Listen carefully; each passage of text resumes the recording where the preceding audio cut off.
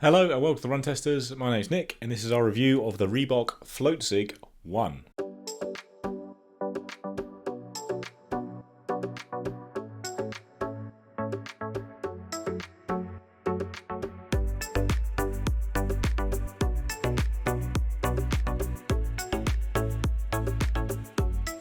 FloatZig 1 is a new running shoe from Reebok. It is the first shoe out from their new FloatZig line, which marries the zigzag midsole design of their Zig shoes with the Floatride Energy foam that we've seen in shoes like the Floatride Energy 1, 2, 3, 4, 5 in the past. Now, the Floatride Energy line is a great line of shoes that provides really good value for runners and has done so right up to the latest generation, which I'm a fan of.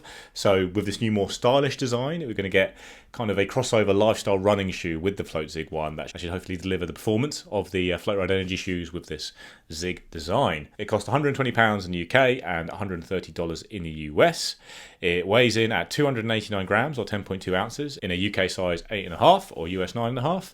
It has a 6mm drop and a stack height of 31mm at the heel and 25 at the forefoot. So the most eye-catching feature about the design is obviously this midsole, which has this zigzag design with the cutouts that is not just for looks. Reebok says it should deliver a nice energetic ride using the Floatride Energy foam that we have seen on other shoes in the past. Like with the Floatride Energy shoes, it's never been the most exciting dynamic foam, but it's a pretty solid, reliable foam that does give you a little bit of bounce. It's fairly comfortable without being at all wobbly, and it lasts a long time. So it's a pretty good balanced midsole foam, I'd say, in the past on those Floatride Energy shoes. You've got a full-length carbon rubber outsole, which you can see there. It's a little bit dirty, sorry about that. There's a little cutout on the shoe, but in general, it's got that full-length outsole that grips pretty well, I found, during the winter running I've used this shoe for in the UK, and it should prove nice and durable as well, as it always has done with the Floatride Energy shoes.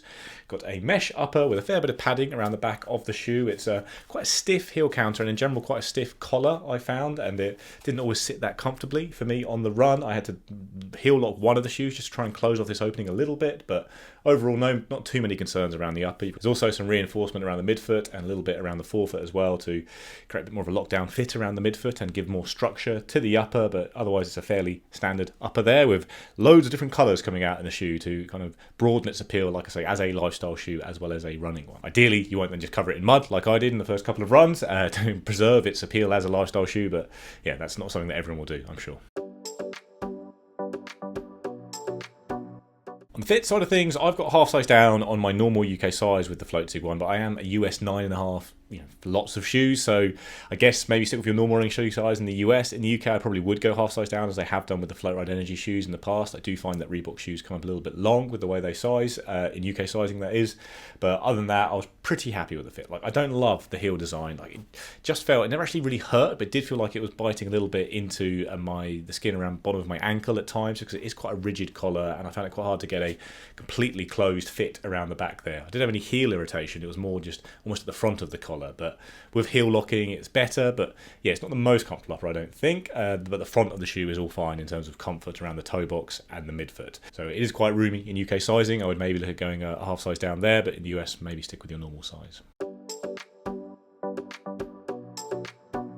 So I've liked the Reebok Floatride Energy for the past few generations as a very good value all-round daily trainer with a pretty solid ride from the Floatride Energy foam that gives you a little bit back. It's a fairly lightweight shoe, you can do a bit of everything. It's fairly comfortable for long runs, easy runs, has a little bit of bounce and responsiveness for faster runs. FloatZig, it's kind of designed to do the same thing. It is designed to be a daily trainer with that Floatride Energy midsole, just with that more appealing design in general to make it more useful outside of running. However, for me, the ride isn't that great. I think it's a fair bit heavier than the Floatride Energy 5, and I didn't really get a very fun, bouncy feeling from this shoe, and I also didn't really feel like it really flowed that naturally through my foot strike. Like, it's fine. The foam has a little bit of bounce. It is kind of comfortable over long runs, but it is a little bit dull. Like, I still think this is a reasonably versatile shoe. I push this much more towards the end of easy runs now than I would the Floatride Energy 5, which has a bit more versatility. I think with the FloatZig 1, I felt like I was only really comfortable in it when I'm cruising around at fairly relaxed paces. When I did try and pick up the pace, it feels quite big on the foot and heavy, and it's not actually that heavy a shoe. It's one of the rare shoes that runs a little bit heavier than it is, I find. Most shoes, it's the reverse, actually, when they are quite heavy, and this shoe feels quite big, feels a bit ponderous, doesn't really flow through the foot strike that smoothly, and doesn't have loads of bounce, so it does give you a stable, supportive platform underneath, and it is firm enough to push against and pick up the pace a little bit, but it doesn't feel very enjoyable to go and run fast in it. It really is best at just cruising around, and it has got a bit of rocker going on. I didn't really get that feeling on the run either. Like, it felt like a fairly traditional ride, which is not a terrible thing, but it wasn't all that smooth, and yeah, like I say, not that lively.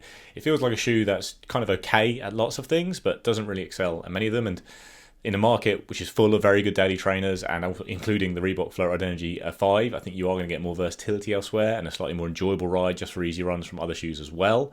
Standout here is obviously the design of the shoe, which is very nice. And if you like it as a lifestyle shoe, then it is a very good lifestyle shoe, which can do running pretty well. Like in this kind of bracket, it will do a better job than things like the Adidas Ultra Boost, which I think are very heavy and not particularly good running shoes at the moment. Whereas the FloatZig is a little bit better than those. But from a pure performance perspective, I'd say the run test was a slightly disappointing one for me. Like, it was okay. I didn't mind cruising around in it. Did a fair few easy runs in it. Did a couple of runs where I picked up the pace a little bit. Used it basically as a general daily trainer, and it was okay. But if I was testing it at the same time as just some daily trainers that just, blow it out of the water in lots of different ways, things like the New Balance Rebel V4, Saucony Endorphin Speed 4, Puma Velocity Nitro 3, like, these all have just slightly more exciting rides and more comfortable rides and just better, more natural, fluid rides. And the FloatZig one is fine, but yeah, the run test wasn't a spectacular one for me. So for me, the FloatZig one isn't a shoe I'll be rushing out to buy myself from a pure running perspective. If you love the design, you're going to get a pretty solid daily trainer here that does look very nice and you can use for runs. I think it'd be a perfectly good shoe to go and cruise, 5, 10K every other day or something like that throughout the week. It'll feel pretty good for that. But if you're looking for just the best daily trainer out there or something like that, then this isn't it. You can certainly get better shoes from other brands. New Balance Rebel V4 is around a similar price. The Puma Velocity Nitro 3 is cheaper. The Asics Nova Blast 4 is around the same price. You spend a bit more and get a plated shoe if you want as well, and you're going to get more versatile shoes that have more life in them, more bounce, more fun for easy runs, more kind of speed and versatility when you are going to pick up the pace. They are just better shoes all round from a pure running perspective. And I think also looking at the Reebok range, I still prefer the Reebok Floatride Energy 5. Not taking price into consideration, I think that's just a better running shoe all round. It's lighter, it feels more versatile, it's a fun shoe to pull on actually, and then it is a fair bit cheaper than the FloatZig one. So really, the shoe is going to sell based on the looks, and if you love the looks, like I say, you're going to get a pretty solid running shoe here. I wouldn't say it's a disaster by any means. I just don't think it's a shoe that I would buy purely on the basis of its running merits, which are kind of just okay at a point when there are loads of amazing shoes at its price or even less for the kind of job the FloatZig one would do. So yeah, I like the look. I don't really go for running shoes based on looks. Obviously I mess them up straight away anyway by covering them in mud, and for me the Floatride Energy line is still the standout within Reebok's range. It'll be interesting to see what happens with the other FloatZig shoes. I think there's a carbon blade shoe and stuff like that to come, but the FloatZig one is a solid shoe, a nice looking shoe that can run a bit, but it's not one that I'd be picking purely on a running basis.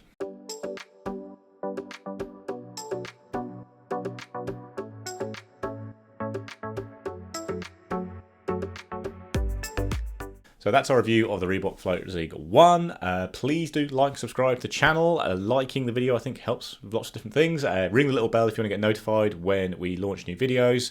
And yeah, we'll see you next time.